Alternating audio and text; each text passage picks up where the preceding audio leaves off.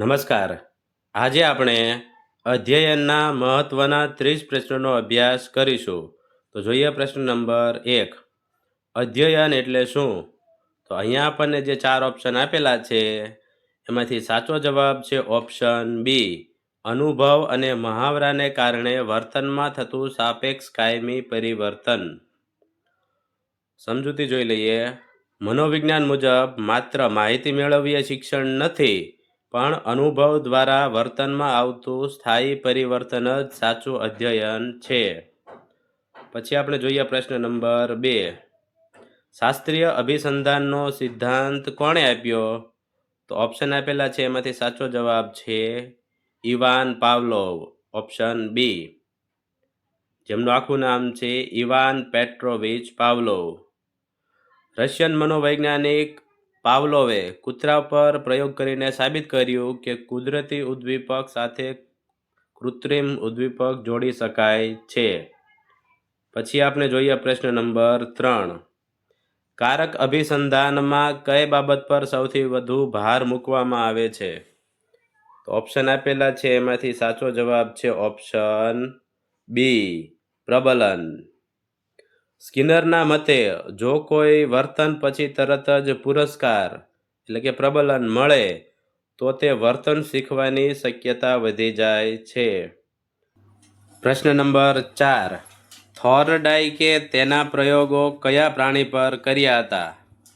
નીચે આપણને ઓપ્શન આપેલા છે એમાંથી સાચો જવાબ છે ઓપ્શન સી, બિલાડી. થોર્નડાઈકે ભૂખી બિલાડીને પઝલ બોક્સમાં મૂકીને પ્રયત્ન અને ભૂલ દ્વારા શિક્ષણનો સિદ્ધાંત તારવ્યો હતો. પ્રશ્ન નંબર 5. આંતરદ્રષ્ટિ દ્વારા શિક્ષણનો સિદ્ધાંત કયા સંપ્રદાય સાથે જોડાયેલ છે? તો આપણને જે ઓપ્શન આપેલા છે એમાંથી સાચો જવાબ છે ઓપ્શન બી, સમષ્ટિવાદ. ગેસ્ટાલ્ટવાદીઓ માને છે કે વ્યક્તિ છૂટાછવાયા ભાગોને બદલે સમગ્ર પરિસ્થિતિનું આકલન કરીને અચાનક ઉકેલ મેળવે છે. પછી આપણે જોઈએ પ્રશ્ન નંબર 6. અધ્યયન સંક્રમણ એટલે શું? તો આપણને જે ઓપ્શન આપેલા છે એમાંથી સાચો જવાબ છે ઓપ્શન બી, નવું શીખવામાં જૂના અનુભવોનો ઉપયોગ થવો. અગાઉ મેળવેલું જ્ઞાન જ્યારે નવી પરિસ્થિતિમાં મદદરૂપ કે અવરોધક બને તેને સંક્રમણ કહેવાય છે. પછી આપણે જોઈએ પ્રશ્ન નંબર 7. બાળક અનુકરણ દ્વારા શીખે છે, આ સિદ્ધાંત કોણે આપ્યો? આપણને જે ઓપ્શન આપેલા છે એમાંથી સાચો જવાબ છે ઓપ્શન એ, આલ્બર્ટ બાંડુરા. બાંડુરાએ સામાજિક અધ્યયનનો સિદ્ધાંત આપ્યો જેમાં મોડેલિંગ અને અનુકરણ પર ભાર મૂક્યો છે. પ્રશ્ન નંબર 8. અધ્યયન વક્રમાં પઠાર શું સૂચવે છે? તો આપણને જે ઓપ્શન આપેલા છે એમાંથી સાચો જવાબ છે ઓપ્શન બી, પ્રગતિ અટકી જવી અથવા સ્થગિતતા. જ્યારે શીખવાની પ્રક્રિયામાં સતત પ્રયત્નો છતાં પણ કોઈ દ્રશ્યમાન સુધારો ન જણાય ત્યારે તેને પઠાર કહેવાય છે. પ્રશ્ન નંબર 9. નીચેનામાંથી કયું પરિબળ અધ્યયનને અસર કરતું વ્યક્તિગત પરિબળ છે? તો આપણને જે ઓપ્શન આપેલા છે એમાંથી સાચો જવાબ છે ઓપ્શન સી, બુદ્ધિ અને અભિપ્રેરણા. બુદ્ધિ અને પ્રેરણા એ શીખનારની આંતરિક ક્ષમતાઓ છે જે સીધી રીતે તેના શિક્ષણને અસર કરે છે. પછી આપણે જોઈએ પ્રશ્ન નંબર 10. માસ્લોના જરૂરિયાતના શ્રેણીક્રમમાં સૌથી ટોચ પર કઈ જરૂરિયાત છે?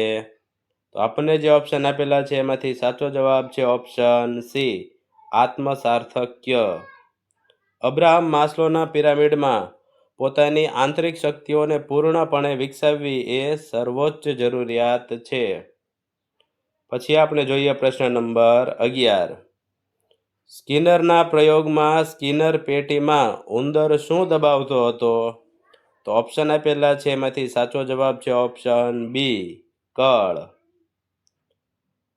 ઉંદર દ્વારા અકસ્માતે કળ દબાવતા ખોરાક મળતો હતો જે તેને આ ક્રિયા વારંવાર કરવા પ્રેરતું હતું. પછી આપણે જોઈએ પ્રશ્ન નંબર 12. ગ્રીક શબ્દ PSYCHE નો અર્થ શું થાય છે? તો આપણને જે ઓપ્શન આપેલા છે એમાંથી સાચો જવાબ છે ઓપ્શન બી, આત્મા. પ્રારંભિક મનોવિજ્ઞાનમાં સાયકોલોજીને આત્માનું વિજ્ઞાન માનવામાં આવતું હતું. પછી જોઈએ પ્રશ્ન નંબર 13. શિક્ષણમાં પ્રેરણાનું કાર્ય શું છે? તો ઓપ્શન આપેલા છે એમાંથી સાચો જવાબ છે ઓપ્શન એ, પ્રવૃત્તિને ગતિશીલ બનાવવી. પ્રેરણા એ આંતરિક બળ છે જે વિદ્યાર્થીને ધ્યેય પ્રાપ્તિ માટે સતત સક્રિય રાખે છે. પછી આપણે જોઈએ પ્રશ્ન નંબર 14. કોહલરે કયા ચિમ્પાન્ઝી પર પ્રયોગ શરૂ કર્યો હતો? તો આપણે ચિમ્પાન્ઝીનું નામ આપવાનું છે. તો ઓપ્શન આપેલા છે એમાંથી સાચો જવાબ છે ઓપ્શન એ, સુલતાન. સુલતાન નામના બુદ્ધિશાળી ચિમ્પાન્ઝી પર કોહલરે લાકડી અને ખોખા જોડીને કેળા મેળવવાના પ્રયોગો કર્યા હતા. પછી આપણે જોઈએ પ્રશ્ન નંબર 15. ગણિતના દાખલા શીખીને ભૌતિક વિજ્ઞાનમાં તેનો ઉપયોગ કરવો, આ કયા પ્રકારનું સંક્રમણ છે? તો આપણને જે ઓપ્શન આપેલા છે એમાંથી સાચો જવાબ છે ઓપ્શન બી, વિધાયક એટલે કે હકારાત્મક સંક્રમણ. જ્યારે અગાઉ શીખેલું જ્ઞાન નવી પરિસ્થિતિમાં મદદરૂપ થાય ત્યારે તેને વિધાયક સંક્રમણ કહેવાય અથવા હકારાત્મક સંક્રમણ પણ કહેવાય. પછી જોઈએ પ્રશ્ન નંબર 16. સ્કિનરના મતે પ્રોગ્રામ લર્નિંગમાં કયા સિદ્ધાંતનો ઉપયોગ થાય છે? તો આપણને જે ઓપ્શન આપેલા છે એમાંથી સાચો જવાબ છે ઓપ્શન બી, કારક અભિસંધાન. અભિક્રમિત અધ્યયનમાં નાના પગલાં અને ત્વરિત પ્રતિપોષણ સ્કિનરના કારક અભિસંધાન પર આધારિત છે. પછી જોઈએ આપણે પ્રશ્ન નંબર 17. અધ્યયન માટે સૌથી પહેલી શરત કઈ છે? તો આપણને જે ઓપ્શન આપેલા છે એમાંથી સાચો જવાબ છે ઓપ્શન બી, તત્પરતા. જો બાળક શારીરિક અને માનસિક રીતે શીખવા માટે તૈયાર ન હોય તો શિક્ષણ નિષ્ફળ રહે છે. પછી જોઈએ 18મો પ્રશ્ન. ZPD નો ખ્યાલ કોણે આપ્યો? તો સાચો જવાબ છે ઓપ્શન એ, લેવ વાયગોત્સ્કી. વાયગોત્સ્કીના મતે બાળક જાતે જે કરી શકે અને અન્યની મદદથી જે કરી શકે તે વચ્ચેનો વિસ્તાર એટલે ZPD. પછી આપણે જોઈએ પ્રશ્ન નંબર 19. વિસ્મૃતિના કારણોમાં નીચેનામાંથી કયું મુખ્ય છે? તો આપણને જે ઓપ્શન આપેલા છે એમાંથી સાચો જવાબ છે ઓપ્શન એ, વપરાશનો અભાવ. જો શીખેલી બાબતનો લાંબા સમય સુધી મહાવરો કે પુનરાવર્તન ન કરવામાં આવે તો સ્મૃતિ નબળી પડે છે. પછી આપણે જોઈએ પ્રશ્ન નંબર 20. સ્મૃતિના 3 તબક્કાઓનો સાચો ક્રમ કયો છે? તો આપણને જે ઓપ્શન આપેલા છે એમાંથી સાચો જવાબ છે ઓપ્શન બી, સંકેતીકરણ, સંગ્રહ, પુનઃપ્રાપ્તિ. મગજ પહેલા માહિતીને સંકેતમાં ફેરવે છે, પછી તેને સાચવે છે અને જરૂર પડે તેને યાદ કરે છે. પ્રશ્ન નંબર 21. અધ્યયનમાં પુરસ્કાર અને સજા કયા નિયમ હેઠળ આપવામાં આવે છે? તો આપણને જે ઓપ્શન આપેલા છે એમાંથી સાચો જવાબ છે ઓપ્શન બી, અસરનો નિયમ. થોર્નડાઇકના મતે જો કોઈ કાર્યનું પરિણામ સંતોષજનક હોય તો તે વધુ દ્રઢ રીતે શીખાય છે. પછી આપણે જોઈએ પ્રશ્ન નંબર 22. પાવલોવના પ્રયોગમાં લાળ ઝરવી એ ખોરાક જોઈને કેવી પ્રતિક્રિયા છે? તો આપણને જે ઓપ્શન આપેલા છે એમાંથી સાચો જવાબ છે ઓપ્શન બી, અનઅભિસંધિત પ્રતિક્રિયા. ખોરાક જોઈને લાળ ઝરવી એ કુદરતી ઉદ્દીપક સામે મળતી જન્મજાત અને કુદરતી પ્રતિક્રિયા છે. પછી આપણે જોઈએ પ્રશ્ન નંબર 23. નીચેનામાંથી કયું અધ્યયનનું લક્ષણ નથી? તો એનો સાચો જવાબ છે ઓપ્શન સી, માત્ર પુખ્ત વયે જ શીખી શકાય છે.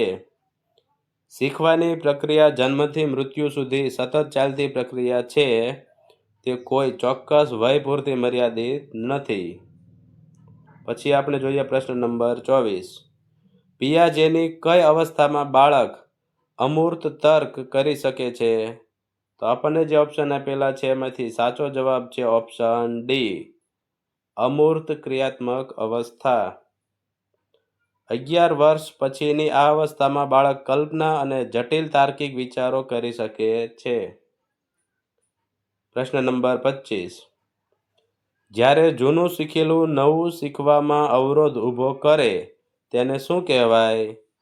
તો આપણને જે ઓપ્શન આપેલા છે એમાંથી સાચો જવાબ છે ઓપ્શન એ, પૂર્વવર્તી અવરોધ. અગાઉની માહિતી જ્યારે નવી માહિતી શીખવામાં નડતરરૂપ બને ત્યારે તેને પૂર્વવર્તી અવરોધ કહેવાય. 26મો પ્રશ્ન જોઈએ. સ્કિનરના મતે પ્રબલનના કેટલા મુખ્ય પ્રકાર છે? તો સાચો જવાબ છે ઓપ્શન એ, 2 મુખ્ય પ્રકાર છે. તો એ 2 પ્રકાર કયા છે? તો પ્રબલનના 2 મુખ્ય પ્રકાર છે વિધાયક અને નિષેધક, એટલે કે પુરસ્કાર અને પીડા કે અપ્રિય ઉદ્દીપક દૂર કરવું. 27મો પ્રશ્ન જોઈએ. બાળક આલ્ફાબેટ શીખ્યા વગર શબ્દો વાંચી શકતું નથી. આ શેનું ઉદાહરણ છે? તો એનો સાચો જવાબ છે ઓપ્શન બી, પરિપક્વતા અને ક્રમબદ્ધતા. શિક્ષણ હંમેશા સરળથી જટિલ અને પાયાથી શિખર તરફ ક્રમબદ્ધ રીતે આગળ વધે છે. પછી જોઈએ પ્રશ્ન નંબર 28. બ્રુનરના મતે જ્ઞાનાત્મક પ્રતિનિધિત્વની પ્રથમ અવસ્થા કઈ છે? તો આપણને જે ઓપ્શન આપેલા છે એમાંથી સાચો જવાબ છે ઓપ્શન સી, સક્રિયતા. શરૂઆતમાં બાળક શારીરિક હલનચલન અને ક્રિયાઓ દ્વારા જ્ઞાન મેળવે છે. પછી જોઈએ પ્રશ્ન નંબર 29. સાંવેદનિક સ્મૃતિનો સમયગાળો કેટલો હોય છે? તો આપણને જે ઓપ્શન આપેલા છે એમાંથી સાચો જવાબ છે ઓપ્શન એ, 1 થી 2 સેકન્ડ. આપણી જ્ઞાનેન્દ્રિયો દ્વારા આવતી માહિતી અત્યંત ક્ષણિક સમય માટે સંગ્રહાય છે.